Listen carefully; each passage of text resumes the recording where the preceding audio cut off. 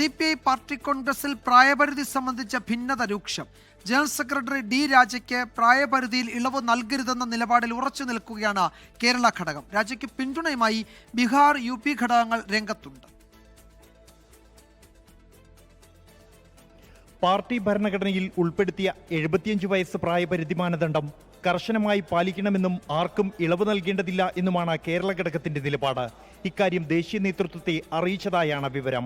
General secretary സ്ഥാനത്തേക്ക് അമർജിത് കൗറിനാണ് കേരളത്തിന്റെ പിന്തുണ. ഡി രാജയ്ക്ക് പ്രത്യേക ഇളവ് നൽകണമെന്നാണ് ബീഹാർ, ഉത്തർപ്രദേശ്, ഛത്തീസ്ഗഡ് ഘടകങ്ങളുടെ നിലപാട്.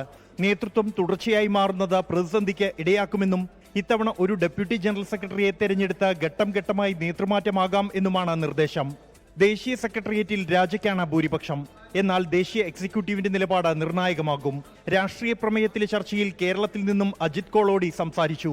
ഇന്ത്യ സഖ്യത്തിന്റെ രൂപീകരണത്തിൽ നിർണായക പങ്കുവഹിച്ച CPI പല ഘട്ടങ്ങളിൽ അവഗണിക്കപ്പെട്ടെന്ന് ചർച്ചയിൽ വിമർശനമുയർന്നു. കോൺഗ്രസിന്റെ തെറ്റായ സാമ്പത്തിക നയങ്ങളാണ് BJPയെ ഭരണത്തിലെത്തിച്ചത്. സാമ്പത്തിക അസമത്വത്തിനെതിരെ പാർട്ടി ജനങ്ങൾക്കിടയിൽ പ്രചാരണം നടത്തണമെന്നും ചർച്ചയിൽ നിർദ്ദേശമുണ്ട്. ജനറൽ സെക്രട്ടറി ഡി രാജയെ അനുകൂലിച്ചും പ്രതികൂലിച്ചുമുള്ള അനൗപചാരിക ചർച്ചകളാണ് പാർട്ടി കോൺഗ്രസിനിടെ നടക്കുന്നത്. എന്നാൽ സംഘടനാ റിപ്പോർട്ടിലെ ചർച്ചയ്ക്കിടെ തുറന്ന വിമർശനം ഉയരുമോ എന്നുള്ളതും ഏറെ നിർണായകമാകും. പാർട്ടി കോൺഗ്രസ് വേദിയായ സുരവരം സുധാകർ റെഡ്ഡി നഗറിൽ നിന്നും മോഹൻകുമാറിനൊപ്പം ബൽറാം നെടുങ്ങാടി, 24.